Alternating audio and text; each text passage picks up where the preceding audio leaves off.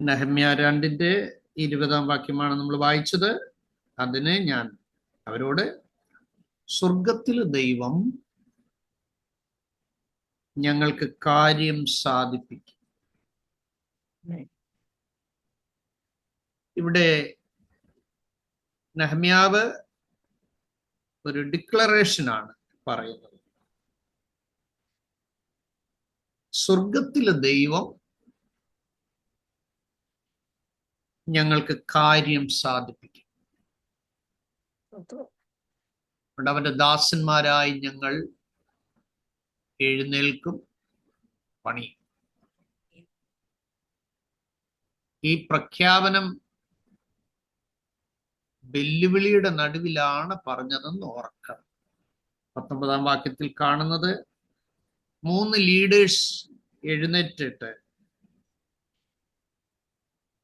അവരോട് അവരുടെ ആ താല്പര്യങ്ങളെ 19 വാക്യത്തിൽ കാണുന്നു. ഇത് കേട്ടിട്ട് ഞങ്ങൾ പരിഹസിച്ചു, മറ്റൊന്ന് നിന്ദിച്ചു. ഒന്ന് പരിഹസിച്ചു, മറ്റൊന്ന് നിന്ദിച്ചു എന്നാണ് വായിക്കുന്നത്. അപ്പോൾ പരിഹാസത്തിന്റെയും നിന്ദയുടെയും നടുവിൽ സാധാരണ ആളുകൾ പണിയാൻ നിൽക്കത്തില്ല.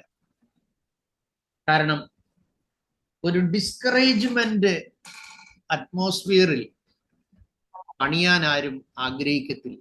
നമ്മളെല്ലാവരും എൻകറേജ് ചെയ്താൽ പണിയാൻ ആഗ്രഹിക്കും, അല്ലേ? അപ്രീഷിയേറ്റ് ചെയ്താൽ പണിയാൻ ആഗ്രഹിക്കും. ചിലപ്പോൾ നമ്മൾ പറഞ്ഞിട്ടില്ലേ, ഓ ആരും നമ്മളെ മൈൻഡ് ചെയ്യുന്നില്ല.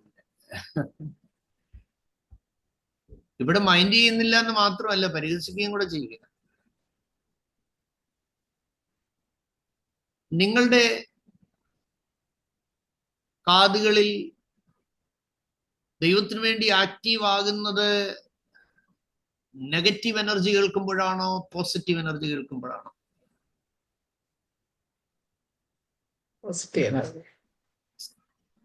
പോസിറ്റീവായിട്ടുള്ള കാര്യങ്ങൾ കേൾക്കുമ്പോഴാണ് നമുക്ക് ഉത്സാഹങ്ങൾ ഉണ്ടാകുന്നത്, പ്രചോദനം ഉണ്ടാകുന്നത്, താല്പര്യം ഉണ്ടാകുന്നത്, ആവേശം ഉണ്ടാകുന്നത്, ഉണർവുണ്ടാകുന്നത്, തിടുക്കമുണ്ടാകുന്നത്. പക്ഷെ ഇവിടെ ഇതാ ഒരുവൻ നെഗറ്റീവായിട്ടുള്ള വാക്കുകൾ മാത്രം കേൾക്കുമ്പോൾ, മുറിപ്പെടുത്തുന്ന വാക്കുകൾ മാത്രം കേൾക്കുമ്പോൾ, മാനസിക ആരോഗ്യത്തെ മുഴുവൻ ശിഥിലമാക്കുന്ന വാക്കുകൾ കേൾക്കുമ്പോൾ അതിൻ്റെ നടുവിൽ നിന്നുകൊണ്ട് പറയുകയാണ്, സ്വർഗത്തിലെ ദൈവം ഞങ്ങളുടെ കാര്യം സാധിപ്പിക്കും. What a great confidence! ഈ 2024 നവംബർ മാസം 16 യെസ്, ഈ സന്ധ്യാസമയത്ത് വെല്ലുവിളികളുടെയും മാനസിക തകർച്ചകളുടെയും വേദനിപ്പിക്കുന്ന വാക്കുകളുടെയും പരിഹാസത്തിന്റെ ശബ്ദത്തിന്റെ നടുവിലായിരിക്കാം ഒരുപക്ഷെ നിങ്ങളായിരിക്കുന്നത്. വിട്ടുകൊടുക്കരുത്. പ്രഖ്യാപിച്ചുകൊണ്ട് പറയുക, സ്വർഗത്തിലെ ദൈവം ഞങ്ങൾക്ക് കാര്യം സാധിപ്പിക്കും. നിങ്ങളുടെ കുഞ്ഞുങ്ങളെ കുറിച്ചുള്ള ടെൻഷൻ ആയിരിക്കാം, നിങ്ങളുടെ ജോലി മേഖലയെ കുറിച്ചുള്ള ടെൻഷൻ ആയിരിക്കാം, ഭാവി സെറ്റിൽമെന്റിനെ കുറിച്ചുള്ള പ്രശ്നങ്ങളായിരിക്കാം. ഒരുപാട് വറീസ് നിങ്ങളെ ഡേ ആൻഡ് നൈറ്റ് നെഗറ്റീവായിട്ട് ടോർച്ചർ ചെയ്യുന്നുണ്ടാകാം. എന്നാൽ ഇന്ന് രാത്രിയിൽ ഞാൻ താഴ്മയോടെ നിങ്ങളെ ധൈര്യപ്പെടുത്തി പറയട്ടെ, നെഹമ്യാവിനോട് ചേർന്ന് പറ, സ്വർഗത്തിലെ ദൈവം, സ്വർഗത്തിലെ ദൈവം. ഒന്ന് പറഞ്ഞേ, ഞാൻ നിങ്ങൾക്ക് ഒരു അസൈൻമെന്റ് പോലെ ദിവസനെ തരിക. 1 മിനിറ്റ് നിങ്ങളൊന്ന് മാറത്ത് കരം വെച്ച് നിങ്ങളുടെ മനസ്സ് തുറന്നൊന്ന് പറ. നിങ്ങളൊന്ന് ഫ്രീ ആകും. ഞാൻ പങ്കുവയ്ക്കാം. നിങ്ങളൊന്ന് ഫ്രീ ആകും, ടോട്ടലി ഒന്ന് ഫ്രീ ആകും. സ്തോത്ര സ്തോത്ര സ്തോത്രം. ഉള്ളു തുറന്ന് പറ, സ്വർഗത്തിലെ ദൈവം ഞങ്ങൾക്ക് കാര്യം സാധിപ്പിക്കും. സ്വർഗത്തിലെ ദൈവം ഞങ്ങൾക്ക് കാര്യം സാധിപ്പിക്കും. Yes Lord.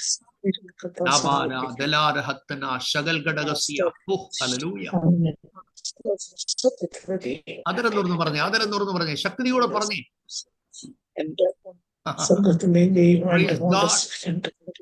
നെഗറ്റീവ് എനർജിയുടെ നടുവിലാണ് അത് പറയുന്നത്.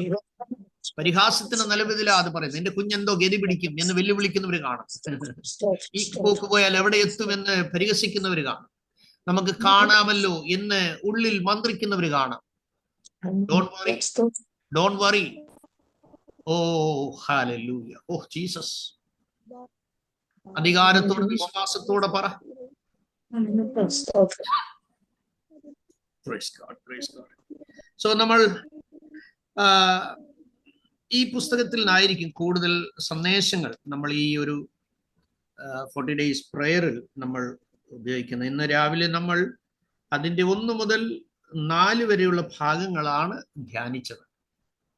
നിങ്ങൾക്ക് സമയം സൗകര്യമനുസരിച്ച് നെഹമ്യാവിന്റെ പുസ്തകം നിങ്ങൾ പല ആവർത്തി വായിക്കാൻ ഞാൻ കർത്താവിൽ ഓർപ്പിക്കുന്നു.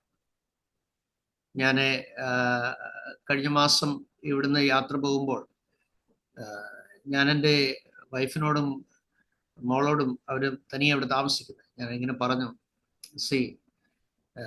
ഞാനൊരു ഓഡിയോ ബൈബിൾ ഇവിടെ ടേപ്പിനകത്ത് സെറ്റ് ചെയ്തിട്ടേച്ച് പോയി. ഞാൻ പറഞ്ഞു, നിങ്ങൾക്ക് എനി ടൈം നിങ്ങൾക്ക് കേൾക്കാം. എന്നോട് വന്നപ്പം എന്നോട് പറയാനിടയായിത്തീരുന്നു, ജനസിസ് ടു റെവലേഷൻ 2 പ്രാവശ്യം കേട്ട് കഴിഞ്ഞു, ഇപ്പം 3-ാമത്തേത് 2 ദിനവൃത്താന്തത്തിലേക്കായി. അപ്പൊ ദൈവത്തിന്റെ വചനത്തിൽ നിന്ന് നമുക്ക് ധാരാളം കേൾക്കാൻ, നിങ്ങൾക്ക് ദൈവത്തിന്റെ വചനത്തിൽ നിന്ന് കൂടുതൽ പ്രാപിക്കാനും ഒക്കെയുള്ള ഒരവസരം ഓഡിയോ ബൈബിൾ നിങ്ങൾക്ക് ഡൗൺലോഡ് ചെയ്യാൻ പറ്റിയാൽ that will be more good. നിങ്ങൾ കിച്ചണിലായിരിക്കുമ്പോഴൊക്കെ അതൊന്ന് പ്ലേ ചെയ്തിട്ടാൽ ഒരു 10-30 അധ്യായമെങ്കിലും മിനിമം നിങ്ങൾക്ക് കേൾക്കാൻ പറ്റും. അറ്റ്ലീസ്റ്റ് 10 കേട്ടാൽ എന്നാ, 1 hour കേട്ടാൽ എന്നാ.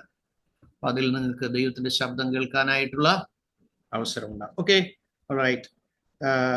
ഇനി നിങ്ങൾ ശ്രദ്ധിക്കുക, നമ്മൾ 1 മുതൽ 4 വരെയുള്ള വാക്യങ്ങളിൽ നമ്മൾ ശ്രദ്ധിപ്പാനിടയായി തീർന്നത്, ഞാനൊരു രാവിലെ കയറാഞ്ഞവർക്ക് ഒരു ചെറിയ ഏകദേശം രാവിലത്തെ മെസ്സേജിന്റെ ഒരു കണ്ടന്റ് ഞാൻ പറയാം. രാജാവിന്റെ പാനപാത്രവാഹനായി കൊട്ടാരത്തിൽ ജോലി ചെയ്യുന്ന നെഹമ്യാവ്,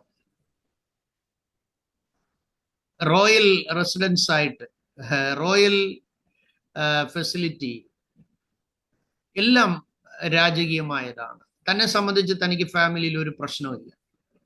ഹാപ്പി ആയിട്ട് എല്ലാ അലവൻസോടും കൂടി സന്തുഷ്ടനായി കഴിയുമ്പോൾ, യെരുശലേമിൽ നിന്ന് പ്രവാസത്തിൽ നിന്ന് തെറ്റി ഒഴിഞ്ഞു വന്ന ചില സഹോദരന്മാരെ കണ്ടിട്ട് അവരോട് ചോദിക്കുകയാണ്, നമ്മുടെ സഹോദരങ്ങളൊക്കെ എങ്ങനെ ഇരിക്കുന്നു?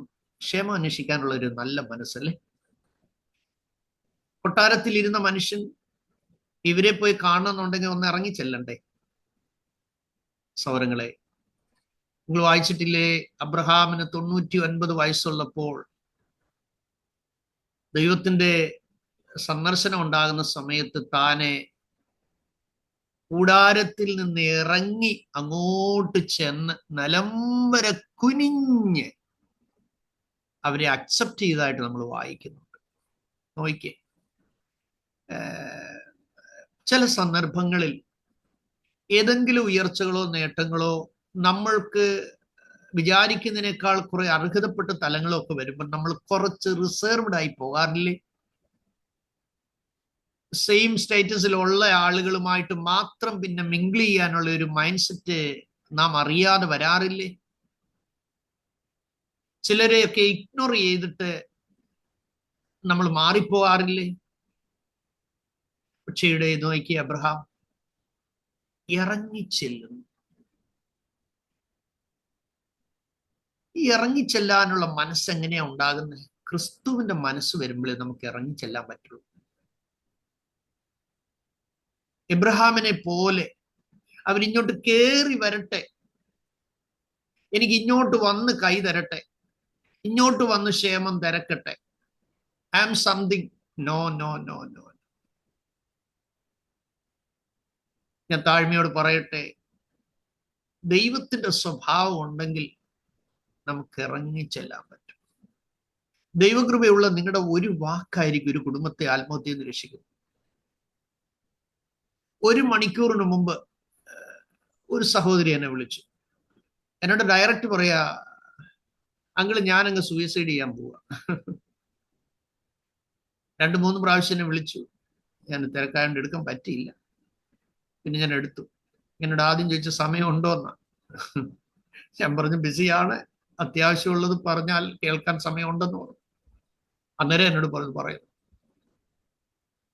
സ്തോത്രം. നമ്മുടെ ഒരു വാക്ക് നിങ്ങളെ വിശ്വസിക്കുന്ന ചിലർ കാണും. നിങ്ങളിൽ നിന്നൊരു ധൈര്യത്തിന്റെ ശബ്ദം കേൾക്കാൻ കൊതിക്കുന്നവർ കാണും. ദൈവം നിങ്ങളെ ഉപയോഗിക്കുന്നുണ്ടല്ലേ അത് കേൾക്കാൻ ആഗ്രഹിക്കുന്നത്.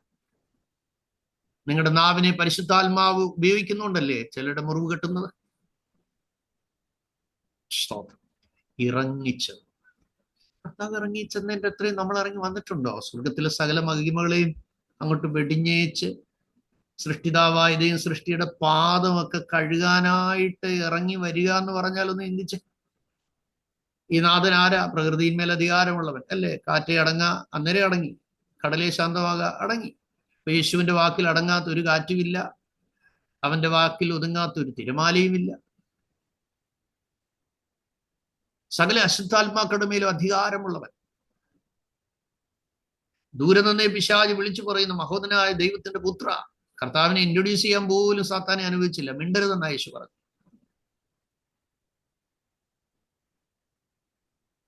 അപ്പൊ പ്രകൃതിയിന്മേൽ അധികാരമുള്ളവൻ ആ യേശു. പദാർത്ഥങ്ങളുടെ മേൽ അധികാരമുള്ളവൻ. വെള്ളം കൊണ്ടുവന്ന് കോരി നിറച്ചതേ ഉള്ളൂ, ഒറ്റ വാക്ക് തിരിച്ചുകൊണ്ടുപോയി വിളമ്പിക്കും അല്ലേ? ആ കർത്താവ് ഇറങ്ങി വന്ന്. അതുവരെ ആ വെള്ളത്തിന് എന്തില്ലായിരുന്നു? മണമില്ല, ഗുണമില്ല, രുചിയില്ല, നിറമില്ല. പക്ഷെ യേശുവിന്റെ ഒറ്റ വാക്കിൽ അതിന് മണം വന്നു, അതിന് ഗുണം വന്നു, അതിന് രുചി വന്നു, അതിന് നിറം വന്നു. നിന്റെ ലൈഫ് ചേഞ്ച് ചെയ്യാൻ എത്ര സമയം വേണം? നിന്റെ സിറ്റുവേഷൻ ചേഞ്ച് ചെയ്യാൻ എത്ര സമയം വേണം? യേശു ഒറ്റ വാക്കേ പറഞ്ഞുള്ളൂ. സ്തോത്രം. അമ്മയ്ക്കറിയായിരുന്നു യേശു ആരാണെന്ന്. അതുകൊണ്ട് അമ്മ പറഞ്ഞു അവനെന്തെങ്കിലും കൽപ്പിച്ചാൽ അത് ചെയ്യുവേ. അമ്മയെ ആരാധിക്കുന്നവരോടും അമ്മയ്ക്ക് അതേ പറയാനുള്ളൂ. എന്താ യേശു പറഞ്ഞ എന്താന്ന് വെച്ചാൽ അത് ചെയ്തു.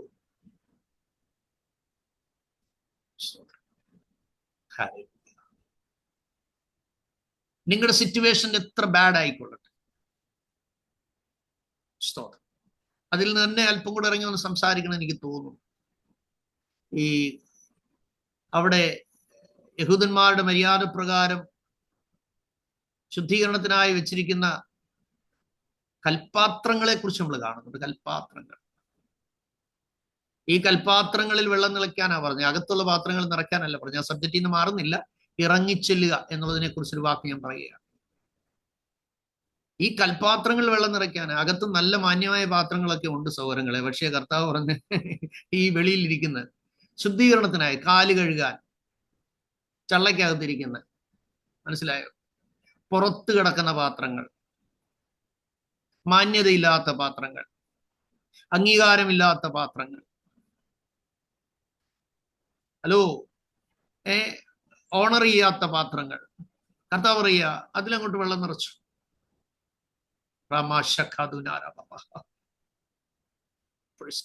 ഈ കൽപാത്രം എങ്ങനെ ഉണ്ടായി? ഈ കൽപാത്രം ഉണ്ടായത് ഒരു പാറക്കോറിയിൽ നിന്ന് പീസ് വെട്ടിയെടുത്തതാണ് അല്ലേ? അതതിന്റെ ഫസ്റ്റ് സെക്ഷനാണ്. ദൈവം പഠിക്കുന്ന വേദവിദ്യാർത്ഥികളൊക്കെ നോട്ട് ചെയ്ത് വെക്കണം. ആത്മീയ മർമ്മങ്ങൾ നിങ്ങൾക്ക് കിട്ടുമ്പോൾ നിങ്ങളുടെ ആത്മീയ വളർച്ചയ്ക്ക് അത് വളരെ പ്രയോജനം. പാറക്കോറിയിലായിരുന്നു. ദൈവവചനം പറയുന്നു വെട്ടിയെടുത്ത ഖനികർപ്പത്തിലേക്കും കുഴിച്ചെടുത്ത പാറയിലേക്കും തിരിഞ്ഞു നോക്കണം. ദൈവം ആരെയോ അയച്ച് ആ പാറ കൂറിയിൽ പോയി അതിനെ പീസായി കൊണ്ടുവന്നു. ആ പ്ലേസ് മാറ്റിയെടുത്ത് ആലയിൽ കൊണ്ടുവന്ന് അതിനെ ഈ പാറക്കല്ലായിട്ടിരിക്കുക. ഇതിനെ പാത്രമാക്കണം. ഡയറക്റ്റ് പാത്രമൊന്നും ആകത്തില്ല. ഇതിനെ അനേക പ്രാവശ്യം ചാട്ടുളി കൊണ്ട്, ആമർ കൊണ്ടും ചാട്ടുളി കൊണ്ടും അടിച്ച് അടിച്ച് അടിച്ച് അടിച്ച് അതിന്റെ ഉള്ളും പുറവും എല്ലാം എന്ത് ചെയ്തു? പൊട്ടിച്ച് പൊട്ടിച്ച് മാറ്റി അതിനെ ഒരു പാത്രമാക്കി മാറ്റി. നാം ചിലപ്പോ ചോദിക്കും, കർത്താവേ, എത്രത്തോളം ഈ ഉപദ്രവം, എത്രത്തോളം ഈ വേദന, എത്രത്തോളം ഈ മുറിവുകൾ. കർത്താവിന് പറയാറുണ്ട്, മക്കളെ, എന്നും ചാട്ടുളി നിന്റെ മേൽ കയറത്തില്ല. സേ ആമേൻ. എന്നും നിനക്ക് മുറിവുകൾ വരത്തില്ല, എന്നും നിനക്ക് പെയിൻ വരത്തില്ല. Oh Jesus. എന്നും നിനക്ക് മുറിവുകൾ മാത്രം വരികയില്ല. ഇന്ന് രാത്രിയിലും ഈ 40 days പ്രയറിന്റെ സെക്കൻഡ് സെഷനിൽ വന്നിരിക്കുന്ന ദൈവമക്കളിൽ ചിലരോട് കർത്താവ് പറയുകയാണ്, നിരന്തരമായ വേദനകൾ, നിരന്തരമായ മുറിവുകൾ, നിരന്തരമായ സങ്കടങ്ങൾ കൊണ്ട് മൂടപ്പെട്ടിരിക്കുന്ന നിന്നോട് ദൈവാത്മാവ് ഇന്ന് രാത്രിയിൽ പറയുകയാണ്, ഈ കൊള്ളുന്ന മുറിവുകളെല്ലാം നിന്നെ ഒരുക്കാനാ, നിന്നെ മെനയാനാ, നിന്നെ പണിയാനാ. അങ്ങനെയുണ്ട്. നിങ്ങൾ കടന്നു പോകുന്ന വേദനയ്ക്ക് സ്തോത്രം ചെയ്യാമോ?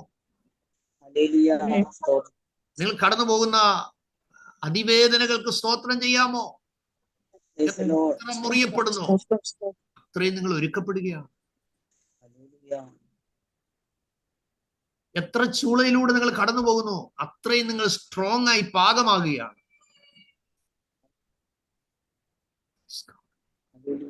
ഈ പാത്രമായിട്ട് വന്ന ഈ കൽപാത്രം വർഷങ്ങളായി പുറത്തു കിടക്കുക. ഈ പുറത്തു കിടക്കുന്ന പാത്രത്തിന് പറയാനുള്ളത്, കർത്താവേ, ഞാൻ മറ്റു പാത്രങ്ങളെ പോലെ പരിഗണിക്കപ്പെടുന്നില്ല, മറ്റു പാത്രങ്ങളെ പോലെ മാനിക്കപ്പെടുന്നില്ല, മറ്റു പാത്രങ്ങളെ പോലെ അംഗീകാരമില്ല, എന്നും ചള്ളയും എന്നും എല്ലാവരുടെയും കാല് കഴുകാനും മാത്രം ഞാൻ വിധിക്കപ്പെട്ടവളാണ്. അവിടെ നിന്ന് ഒരു മാറ്റവും ഇല്ല, ഒരേ അവസ്ഥയെ കിടക്കും. എന്നെ വെട്ടിക്കീറി എടുത്തുകൊണ്ടുവന്നു, ധാരാളം ചാട്ടുളി എൻ്റെ മേലുണ്ടായി. But still there is no progress in my life. Same thing, continuing years of years. പക്ഷേ ഒരു ദിവസം ഈ പുറത്ത് കിടന്ന കൽപാത്രം മാനിക്കപ്പെടുകയും ചെയ്തു. എനിക്ക് നിങ്ങളോട് താഴ്മയോട് ഓർപ്പിക്കാനുള്ള ഒരു കാര്യം, നിങ്ങൾ ഏത് സ്ഥാനത്ത് ദൈവം ആക്കിയോ അതിന് നിങ്ങൾ സ്തോത്രം ചെയ്തു. നിങ്ങൾ ഏത് പോസ്റ്റിലാണ് ദൈവം വെച്ചേക്കുന്നത്? ചിലപ്പോ നിങ്ങൾക്ക് വരുന്നവരെ ശുശ്രൂഷിക്കാനായിരിക്കും, ഒരു ഗ്ലാസ് വെള്ളം കൊടുക്കാനായിരിക്കും, അല്ലെ ചർച്ച് ക്ലീൻ ചെയ്യാനായിരിക്കും, അല്ലെ പാവിരിക്കാനായിരിക്കും, അല്ലെ കസേര ഇടാനായിരിക്കും, അല്ലെ അത് അടിച്ചു വാരി തൂത്ത് വൃത്തിയാക്കാനായിരിക്കും, അല്ലെ ചിലപ്പോൾ സെൽ മീറ്റിംഗ് നടത്താനായിരിക്കും. എന്താ നിങ്ങൾക്ക് തന്നെ? നിങ്ങളൊന്നും കയറി ചെയ്യണ്ട. നിങ്ങളുടെ മേൽ ആക്കി വെച്ചിരിക്കുന്ന അഭിഷിക്തരോ ആത്മീയ നേതൃത്വമോ നിങ്ങളോട് എന്തു പറഞ്ഞാലും നിങ്ങൾ അതങ്ങ് ചെയ്തോണം. വിമർശിക്കണ്ട, അവരെ കറക്റ്റ് ചെയ്യാനും പോകണ്ട. അവരുടെ താഴ്ചകളോ വീഴ്ചകളോ കുറ്റങ്ങളോ കുറവുകളോ ഒക്കെ കണ്ടിട്ട് നിങ്ങൾ മനസ്സിടുകയും ചെയ്യരുത്. ചില ആളുകൾ പറയും, അയ്യോ, ഇപ്പം ചർച്ചിൽ പോകാൻ വലിയ പാടാ, അവിടെ ഇന്നിന്ന ആത്മീയ തകർച്ചകളുണ്ട്, അതുകൊണ്ട് ഭയങ്കര പാടാ, എൻ്റെ കുഞ്ഞുങ്ങളെയൊക്കെ അവിടെ വിടാനായിട്ട് എനിക്ക് ഭയങ്കര പാടാണ് എന്ന് ചിലർ പറയാറുണ്ട്. പക്ഷെ നിങ്ങൾ ദൈവസന്നിധിയിൽ വിശ്വസ്തരായിരുന്നാൽ മാത്രം മതി നിങ്ങളുടെ കുഞ്ഞുങ്ങൾ നഷ്ടപ്പെട്ടു പോകാൻ ദൈവം സമ്മതിക്കത്തില്ല. ഹന്ന പ്രാർത്ഥിക്കാൻ ചെന്നപ്പോൾ സംഭവിച്ചത്, അവിടുത്തെ ദൈവദാസന് കാഴ്ചയൊന്നുമില്ല. അവിടുത്തെ ദൈവദാസന്റെ കണ്ണു മങ്ങിപ്പോയി.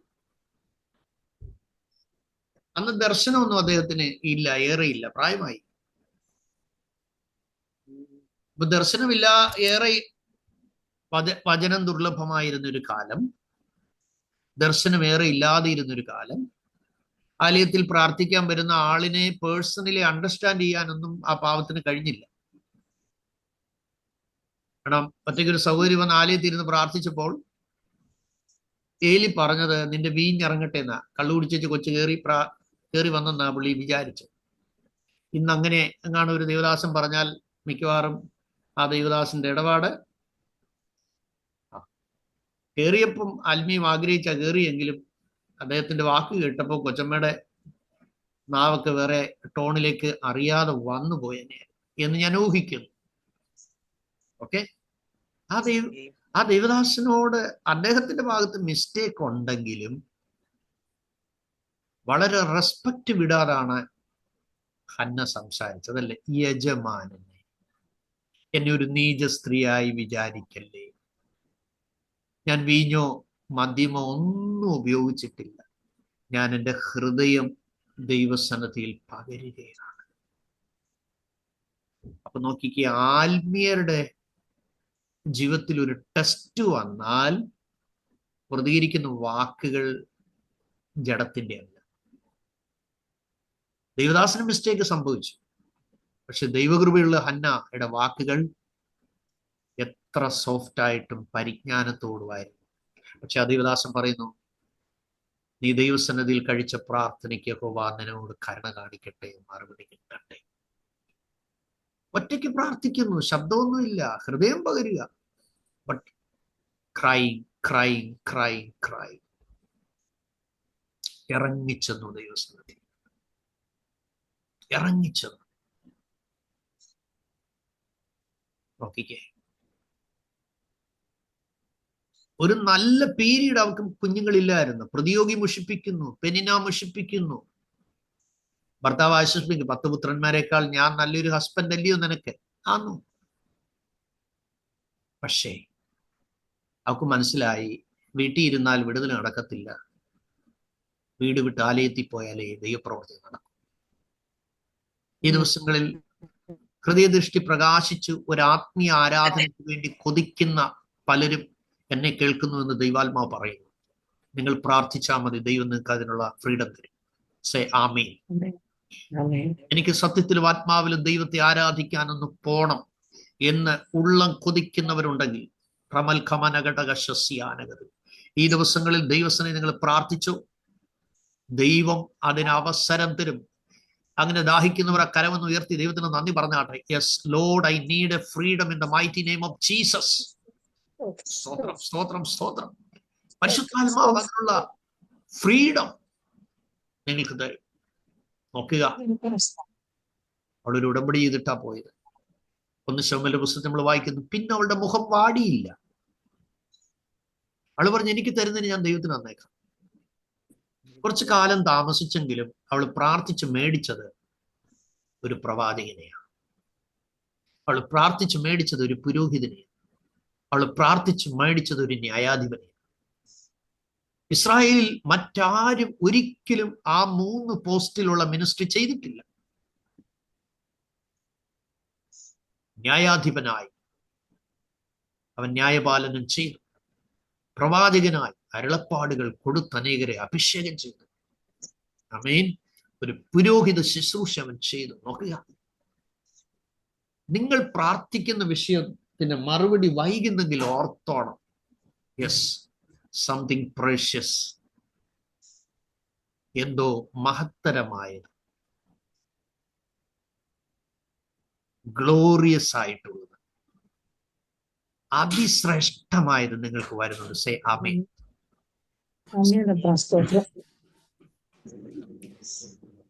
മറ്റൊരു കാര്യം ഞാൻ നിങ്ങളെ ഓർപ്പിക്കുന്നു. മുലകുടി മാറിയപ്പോൾ അവൾ ചെയ്ത ഉടമ്പടി, എൻ്റെ മകന് ജീവപര്യന്തം ഞാൻ യഹോവയ്ക്ക് കൊടുക്കുക, ആലയത്തിൽ കൊണ്ട് കൊടുക്കുക. അവിടെ ചെന്നപ്പോൾ തനിക്ക് കാണാൻ കഴിഞ്ഞ കാഴ്ച എന്താ?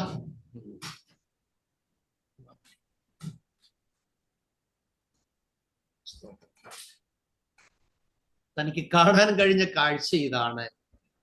പുരോഹിതന്റെ മക്കൾ പാപം ചെയ്ത് ജീവിക്കും.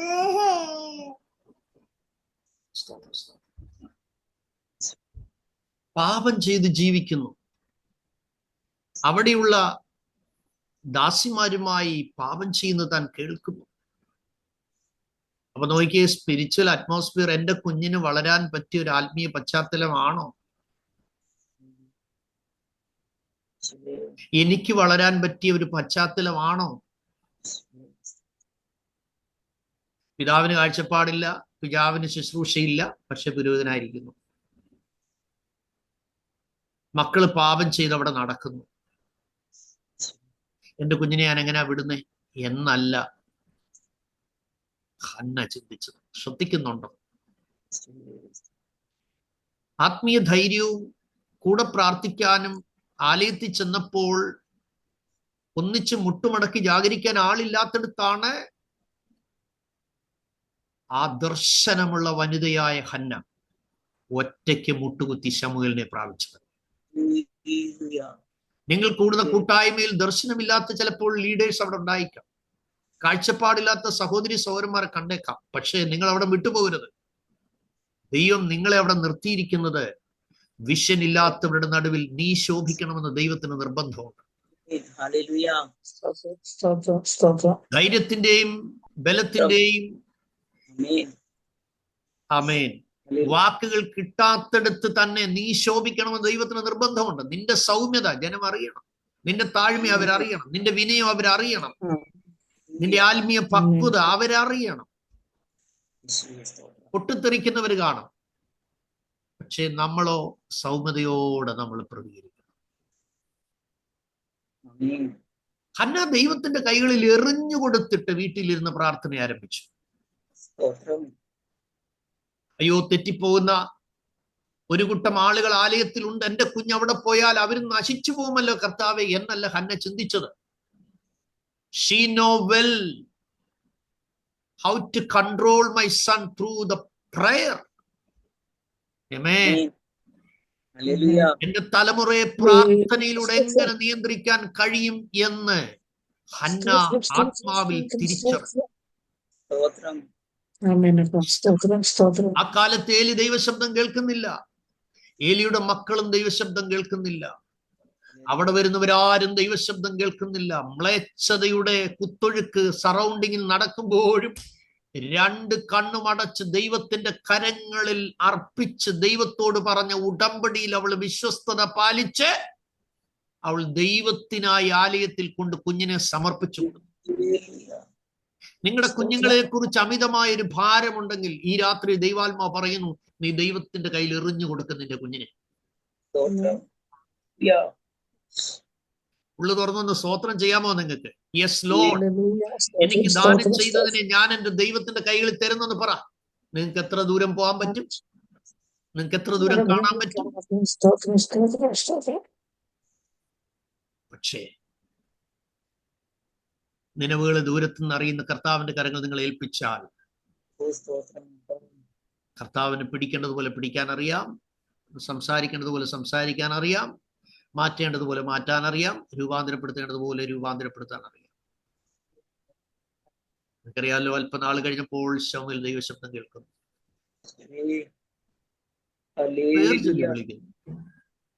പേർ ചൊല്ലി വിളിക്കുക, ശമൂവേലേ ശമൂവേലേ ശമൂവേലേ. രാത്രി നിങ്ങൾ വിശ്വസിച്ചൊരു ദൈവത്തോട് പറയാൻ പറ്റുമോ? കർത്താവേ, എന്റെ പേർ ചൊല്ലി എന്നെ വിളിക്കണമേ, എന്റെ കുഞ്ഞിന്റെ പേർ ചൊല്ലി എന്നെ വിളിക്കണമേ, എന്റെ കുഞ്ഞുങ്ങളെ പേർ ചൊല്ലി വിളിക്കണമേ, പേർ ചൊല്ലി വിളിക്കണമേ എന്ന് കർത്താവിനോട് നിങ്ങൾക്ക് പറയാൻ പറ്റുമോ? ആ വിളിക്കില്ലേ? വിളിക്കും. ആദമേ എവിടെ? വിളിച്ചില്ലേ? അബ്രഹാമേ വിളിച്ചില്ലേ? ഹാനോക്കിനോട് സംസാരിച്ചില്ലേ? നോഹയോട് സംസാരിച്ചില്ലേ? മോശയോട് സംസാരിച്ചില്ലേ? ശമൂവേലിനെ വിളിച്ചില്ലേ? ഗിദെയോനെ വിളിച്ചില്ലേ? യിരെമ്യാവിനെ വിളിച്ചില്ലേ? യെഹെസ്കേലിനെ വിളിച്ചില്ലേ? ദാനിയേലിനെ വിളിച്ചില്ലേ? ഏറ്റവും പ്രിയ പുരുഷ അവൻ മത്തായിയെയും മർക്കോസിനെയും ലൂക്കോസിനെയും യോഹന്നാനെയും സബദി മക്കളെ എല്ലാവരെയും വിളിച്ചില്ലേ? നിങ്ങളെയും വിളിക്കും. നിങ്ങളത് ആഗ്രഹിക്കുന്നില്ലേ? ഓ ജാമാന ഹത്തല റഗശസിയാന. ഓ കർത്താവിന്റെ ശബ്ദം കേൾക്കാൻ നിങ്ങൾ മനസ്സുകൊണ്ട് ആഗ്രഹിക്കുന്നു. നമ്മുടെ ഇൻട്രൊഡക്ഷൻ അല്പം നീണ്ടുപോയി എങ്കിലും ഇറങ്ങിച്ചെല്ലുക എന്നുള്ളതാണ് നമ്മൾ ചിന്തിച്ചത്.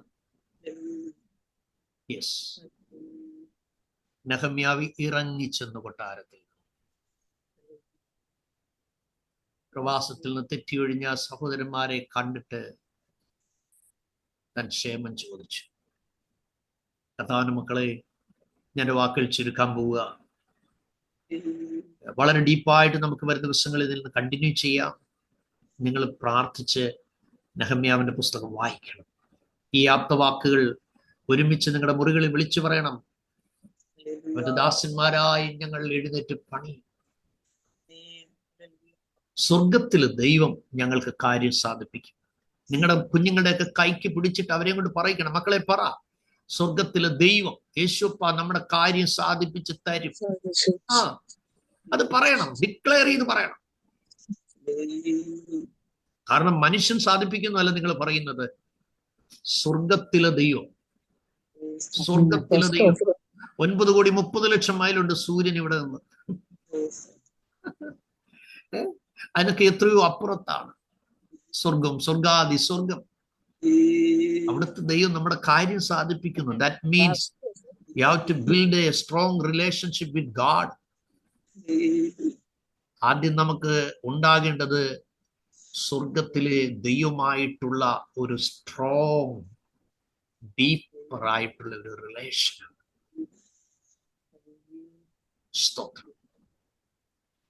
താൻ വിവരം അറിഞ്ഞിട്ട് 4-ാം വാക്യം വായിച്ച് നമുക്ക് സമാപിക്കാം. ഈ വർത്തമാനം കേട്ടപ്പോൾ ഞാൻ ഇരുന്ന് കരഞ്ഞു. He spent time for crying. കണ്ണുനീരൊഴുക്കാൻ സമയം മാറ്റിവെച്ചു. നിങ്ങൾക്ക് പ്രാർത്ഥിക്കുമ്പോൾ നിങ്ങളുടെ കണ്ണുകൾ നിറയാറുണ്ടോ? ഇല്ലെങ്കിൽ കർത്താവിനോട് പ്രാർത്ഥിക്കണം. 51-ാം സങ്കീർത്തനം നമ്മൾ വായിക്കുന്നു, ദൈവത്തിന്റെ ഹനനയാഗങ്ങൾ തകർന്നിരിക്കുന്ന മനസ്സ്, തകർന്ന് നുറുങ്ങിയിരിക്കുന്ന ഹൃദയത്തെ ദൈവമേ നീ നിരസിക്കുന്നില്ല. 34-ാം സങ്കീർത്തനം 18-ാം വാക്യത്തിൽ പറയുന്നു, ഹൃദയം നുറുങ്ങിയവർക്ക് യഹോവ സമീപസ്ഥൻ, മനസ്സ് തകർന്നവരെ രക്ഷിക്കും. ദൈവസന്നിധിയിൽ വരുമ്പോൾ ഒന്ന് നുറുക്കപ്പെടാൻ, ഒന്ന് തകർക്കപ്പെടാൻ നമ്മൾ ആദ്യം ദൈവത്തിനെ ഏൽപ്പിക്കണം. അപ്പോൾ നമ്മുടെ ഹൃദയത്തിന്റെ ആ കട്ടിയെല്ലാം അങ്ങ് മാറും, ആ കാഠിന്യമെല്ലാം ഒന്ന് മാറും. ഞാൻ പറയുന്നു, നിങ്ങൾ 1 മിനിറ്റ് ദൈവസ്ഥനെ ഇരിക്കുന്നുണ്ടെങ്കിലും നിങ്ങൾ കണ്ണുനീരോടെ പ്രാർത്ഥിക്കും. രാവിലെ ഞാൻ ഓർപ്പിച്ചു, നിങ്ങളുടെ ചിരട്ട മാറ്റി വെക്കാത്തിടത്തോളം കാലം മുട്ടിന്റെ, ഓക്കെ, നിങ്ങളുടെ മുട്ടിന്റെ ലിഗമെന്റ് പൊട്ടിപ്പോകാത്തിടത്തോളം കാലം എപ്പോ പ്രാർത്ഥിച്ചാൽ നിങ്ങൾ മുഴങ്കാലിൽ നിന്നോ മുഴങ്കാലിൽ ഇരുന്നോ പ്രാർത്ഥിച്ച് ശീലമാക്കണം. അത് ഭയങ്കര. ചില ചോദിക്കും, അയ്യോ മുട്ടുമേ ഇരുന്ന് പ്രാർത്ഥിച്ചില്ല ദൈവം കേൾക്കത്തില്ല. അങ്ങനെ ചിന്തിക്കുന്നവർ പ്രാർത്ഥിക്കണമെന്ന് തന്നെ ദൈവം ആഗ്രഹിക്കുന്നില്ല. കാരണം പ്രാർത്ഥനയെ വിമർശിച്ചിട്ട് അർത്ഥമില്ല. പ്രൈസ് കൊടുക്കാൻ മനസ്സില്ലാതെ കംഫർട്ട് സോൺ മാത്രം ആഗ്രഹിച്ചു പോകുന്ന ഈസി ഗോയിങ് അല്ല ക്രിസ്ത്യൻ ലൈഫ്. ഒരു കല്ലേറ് ദൂരത്തോളം വാങ്ങി ഗെത്സമനിൽ കാർപ്പറ്റ് ഇല്ലാതെ, മാറ്റില്ലാതെ, ആ കല്ലുകളുടെ നടുവിൽ പിതാവിന്റെ സന്നിധിയിൽ കർത്താവ് മുട്ടുകുത്തിയെങ്കിൽ അത് നമുക്ക് വേണ്ടിയല്ലേ? മോശ മുട്ടുകുത്തിയെങ്കിൽ, എലിയാവ് മുട്ടുകുത്തിയെങ്കിൽ, അബ്രഹാം കവണ്ണു വീണെങ്കിൽ, യോശുവ കവണ്ണു വീണെങ്കിൽ, എലിയാവ് കവണ്ണു വീണെങ്കിൽ, മുഴങ്കാലിൽ കർമ്മേലിൽ മുട്ടുകളുടെ ഇടയിൽ തന്റെ തലകുനിച്ചിരുന്നെങ്കിൽ, സോരങ്ങളെ വരുവീൻ, നാം വണങ്ങി നമസ്കരിക്കുക. നമ്മെ നിർമ്മിച്ച എവിടെയെങ്കിൽ മുട്ടുകുത്തുക. അതുകൊണ്ട് വിമർശിക്കുന്നവരെ നിങ്ങൾ ശ്രദ്ധിക്കണ്ട. നിങ്ങൾ ദൈവസന്നിധിയിൽ ഒരുക്കമുള്ളവരായി മാറാൻ നിങ്ങൾക്ക് ആത്മീയ പ്രചോദനം കിട്ടുന്ന നല്ല നല്ല കാര്യങ്ങളെ നിങ്ങൾ ഫോളോ ചെയ്യുക. നിങ്ങൾ മുട്ടയിരുന്ന് പ്രാർത്ഥിക്കുന്നത് കാണുന്ന നിങ്ങളുടെ കുഞ്ഞുങ്ങളുണ്ടല്ലോ, ചിലപ്പോൾ നിങ്ങളെ കളിയാക്കും, നിങ്ങളെ മുട്ടയിൽ നിന്ന് തള്ളിയിട്ടെന്ന് വരും. അതൊന്നും എടുത്ത് അടിച്ചു കളയരുത് കുഞ്ഞുങ്ങളെ. കുഞ്ഞുങ്ങൾക്കൊരു സന്തോഷത്തിന് അവരതൊക്കെ ചെയ്തെന്ന് വരും. പക്ഷെ അവർ പക്വത എത്തുമ്പോൾ, അവരുടെ ഓർമ്മയിൽ ഒരു പ്രതിസന്ധി വരുമ്പോൾ അവർക്ക് ഓർമ്മ വരും, എൻ്റെ മമ്മ മുട്ടുകുത്തിയത് ഞാൻ കണ്ടു, അവർ മുട്ടുകുത്തും. എൻ്റെ പപ്പ മുട്ടുമേരുന്നത് ഞാൻ കണ്ടു, അവർ മുട്ടുമേരിക്കും. സോ കുഞ്ഞുങ്ങളുടെ ആദ്യത്തെ സ്കൂള് മാതാപിതാക്കളാണെന്നുള്ള കാര്യം ഓർത്തിരിക്കണം. അതുകൊണ്ട് നമ്മുടെ പ്രായോഗിക ജീവിതത്തിൽ ഇല്ലാത്ത ആത്മീയ പ്രഹസനങ്ങൾ പല സ്ഥലങ്ങളിൽ കാണുന്ന ഒരു ലോകത്തിൽ നമ്മൾ ജീവിക്കുന്നത്. അഭിനയം. നിങ്ങൾ റിയൽ ആയിരിക്കുക, റിയലായിട്ട് മാത്രമായിരിക്കുക. ഞാൻ ആവർത്തിച്ച് നിങ്ങളെ അത് ഓർപ്പിക്കുകയാണ്. ഓക്കെ, സ്തോത്രം. താൻ എന്ത് ചെയ്തു? ഇരുന്ന് കരഞ്ഞു, പിന്നെ ദുഃഖിച്ചു, ഉപവസിച്ചു കൊണ്ട് സ്വർഗത്തിലെ ദൈവത്തോട് ഞാൻ പ്രാർത്ഥിച്ചു പറഞ്ഞിട്ടുണ്ട്. നാളെ പ്രഭാതത്തിൽ നമ്മൾ 5-ാം വാക്യത്തിൽ നിന്ന് ധ്യാനിക്കും. സ്തോത്രം. ഞാൻ ആവർത്തിക്കുന്നു, ഒരുവൻ പ്രാർത്ഥിക്കണമെങ്കിൽ ദൈവസന്നിധിയിൽ കർത്താവിനോട് സംസാരിക്കാനുള്ള മനസ്സ് വരുമ്പോഴേ ഒരാൾക്ക് പ്രയർ ലൈഫ് സ്റ്റാർട്ട് ആവും. കേട്ടോ, ദൈവത്തോട് കൂടെ എൻ്റെ ടൈം സ്പെൻഡ് ചെയ്യണമെന്ന് മനസ്സിൽ ഒരു തിടുക്കവും വെപ്രാളവും വരുമ്പോൾ മാത്രമേ നിങ്ങളൊരു പ്രാർത്ഥന ജീവിതമുള്ള വ്യക്തിയായി മാറുകയും. ദാവീദ് പറഞ്ഞു, എൻ്റെ ദൈവത്തോടുകൂടെ അടുത്തിരിക്കുന്ന എനിക്ക് ഏറെ നല്ലത്, എൻ്റെ ദൈവത്തോട് അടുത്തിരിക്കുന്ന എനിക്ക് ഏറെ നല്ലത്. ചില സമയത്ത് ഭയങ്കര സ്ട്രഗിളിലൂടെ ദൈവം എന്നെ വിടാറുണ്ട്. അപ്പൊ എനിക്ക് മനസ്സിലാവും, എൻ്റെ കർത്താവിന് എൻ്റെ സമയം ഇപ്പൊ ആവശ്യമാണ്. എനിക്കൊന്ന് കൺഫേം ആയി. എല്ലാ വാതിലുകളും അടച്ചിട്ട സമയങ്ങൾ ദൈവം എനിക്കുണ്ട്. വേറെ ഒന്നിനുമല്ല. എൻ്റെ ബിസി ലൈഫ് മുഴുവൻ കട്ട് ചെയ്ത് മാറ്റിയിട്ട് 2007 എനിക്ക് ഒരിക്കലും മറക്കാൻ പറ്റാത്ത വർഷമാണ്. 2006 ഡിസംബർ 31 കർത്താവിനോട് പറഞ്ഞു, 2007 നിന്റെ പ്രാർത്ഥനയുടെ വർഷം. എല്ലാ മീറ്റിംഗ് ക്യാൻസൽ ചെയ്തു. 2 പ്രധാനപ്പെട്ട ക്രൂസൈഡ് എനിക്ക് ഒഴിവാക്കാൻ കഴിയാത്തത് മീറ്റിംഗ് ഒഴിച്ച് ബാക്കി എല്ലാ മീറ്റിംഗ് ക്യാൻസൽ ചെയ്ത് 12 മാസവും എൻ്റെ മുറി അടച്ച് ഞാൻ എൻ്റെ പ്രാർത്ഥനാ മുറിയിലായിരുന്നു. അനർത്ഥങ്ങളും പ്രയാസങ്ങളും കഷ്ടങ്ങളും ശോധനകളും തീച്ചൂളകളും ഒക്കെ നിങ്ങൾക്ക് വരുന്നെങ്കിൽ ഓർത്തോണം. തീ വരുന്ന ഓർത്തോണം, 4-ാമന്റെ സാന്നിധ്യം കാണും. തിര ശക്തിപ്പെട്ട് കയറി വരുന്ന ഓർത്തോണം, ആ തിരയുടെ മീതെയും നടന്നു വരുന്ന കർത്താവിന്റെ കാലൊച്ച നിങ്ങൾക്ക് ആത്മാവിൽ ദൂരെ നിന്ന് കാണും. തട്ടാൻ സ്വർണം തീയിലിട്ടിട്ട് എക്സ്കർഷന് പോകാത്തതുപോലെ കർത്താവിന്റെ പ്രസൻസ് നിങ്ങളോടുകൂടെ എപ്പോഴും ഉണ്ടായിരിക്കും. നമുക്ക് പ്രാർത്ഥിക്കാം, കണ്ണുകളെ അടയ്ക്കാം. Praise God, hallelujah. ഈ വചനം നിങ്ങൾക്ക് ആശ്വാസമായി കർത്താവ് തീർക്കട്ടെ. ഈ ദിവസങ്ങളിൽ വളരെ പ്രാർത്ഥനയോടെ, എൻ്റെ ആരോഗ്യസ്ഥിതി അത്ര ബെറ്റർ അല്ല എങ്കിലും ഈ ദിവസങ്ങളെല്ലാം നീണ്ട യാത്രകളും വിശ്രമം ഇല്ലാത്ത വർക്കുകളും ഒക്കെ ഉള്ളത് കൊണ്ട് ശരീരത്തിന് നല്ല ക്ലേശമുണ്ട്.